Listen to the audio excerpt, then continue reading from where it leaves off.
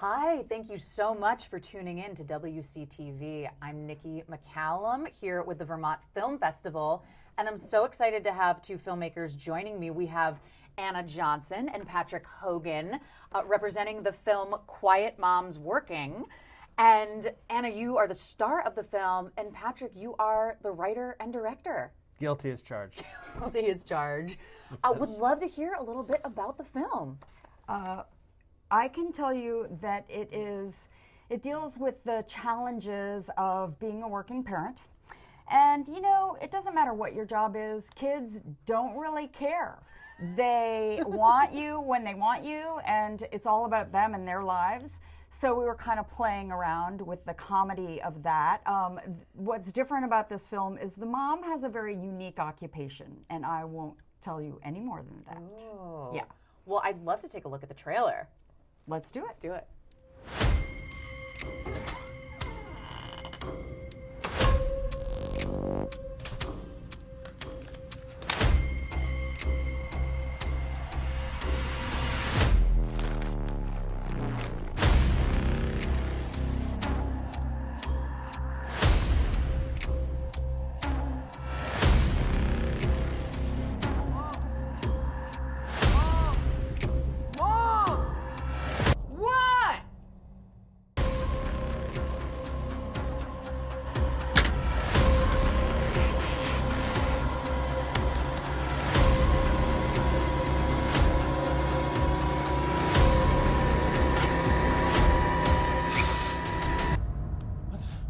What is that?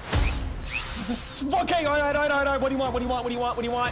Oh, I want to punish the bad, dirty boy. But I don't want to be punished, though.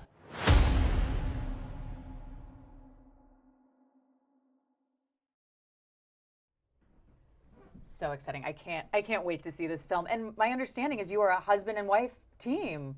Yes, absolutely. That's amazing. What was the collaboration process like in creating this film? Well, we shot the film on the weekend of our 29th wedding anniversary. So the first negotiation was, this is what we're doing for our anniversary. Oh my gosh. Yeah, we actually, but basically, I came up with this idea, and I wanted to do something that would showcase Anna's. I call her Krista, so if I slip and say Krista, don't get confused. I call her by her middle name because, you know, that's how cute couples are. But I had this idea of taking my experiences watching her, you know, as a mother and juggling, you know, careers and school and kids who don't care what you have going on in your own life. All they know is you're their mother, and they don't care about what you have else going on in your life. And I kind of tie that in with this kind of Dexter serial killer kind of thing, and I thought that could be really funny. Like, it doesn't matter. You could have a dead body in your basement, and the kids don't care. When they want what they want, they're going to need you, you know, regardless of what you got going on. So that was kind of the genesis of it. And then Anna just said, okay, as long as we make sure everybody knows this is fiction, not in any way reality. But the character was, I mean, I didn't say it was based on her, but like a lot of observations of just the family dynamic, and then she kind of took it from there and made the character her own. And hopefully it has a lot of twists and turns. So where you think it's going is probably not where it's going to go. So you got to watch all the way to the very end. Oh my gosh. Oh, and I have to ask, have your kids seen the film? Yeah. So there is a mother-daughter scene in the film, and we do have two daughters. And our younger daughter, after watching the film, said, "Wow, Mom, I feel a little attacked." So, Oh no. so I guess it felt really real to her and her experience with our interactions. And to tie it together, that younger daughter lives in Vermont, which is one of the reasons goodness. why we wanted to be here at this film festival. And she will be there tomorrow At the night screening. at the screening, since she lives here in Vermont. I want to sit next to her. I've got it. That's so amazing. Would love for you to talk a little bit about the process. How long did it take you? I mean, you said the idea, was it the idea conceived on your 29th wedding anniversary, or did you shoot it? The little physical filming of the film. Oh my gosh. And how long did it take to shoot? What was that process like? Do you want me to? So I came up with the idea at a film festival, in November of 2023. Okay.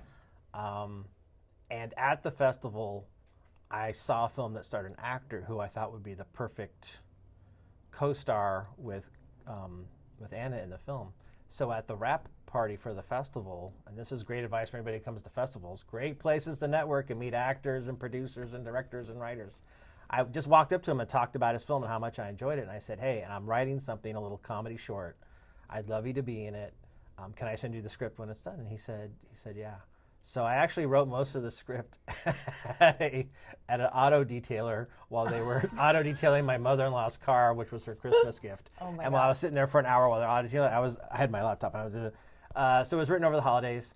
And then we filmed. It took a while, it just takes a while to get everything set together and get the other actors and get a crew.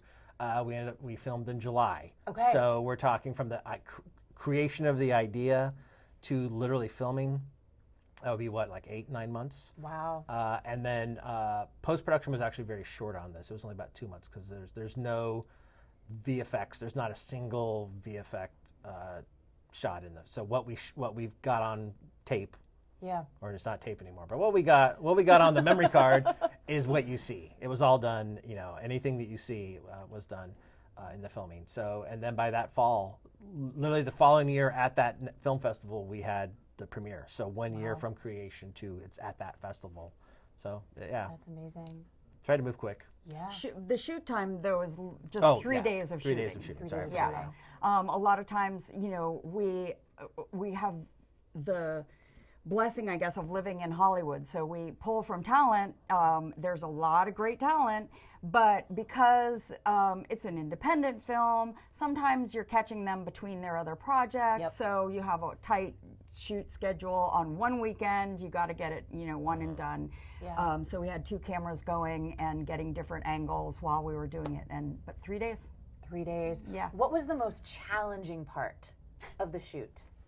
What was most challenging for you? For myself, we only had a stunt coordinator for 1 day, and there is There's stunts. There's stunts. There's a fight sequence. I can't Very wait. exciting kung fu fight sequence. But I had in the morning she came. We had the choreography. We had to learn the choreography. There are some weapons that I had never used before that I had to quickly learn that morning.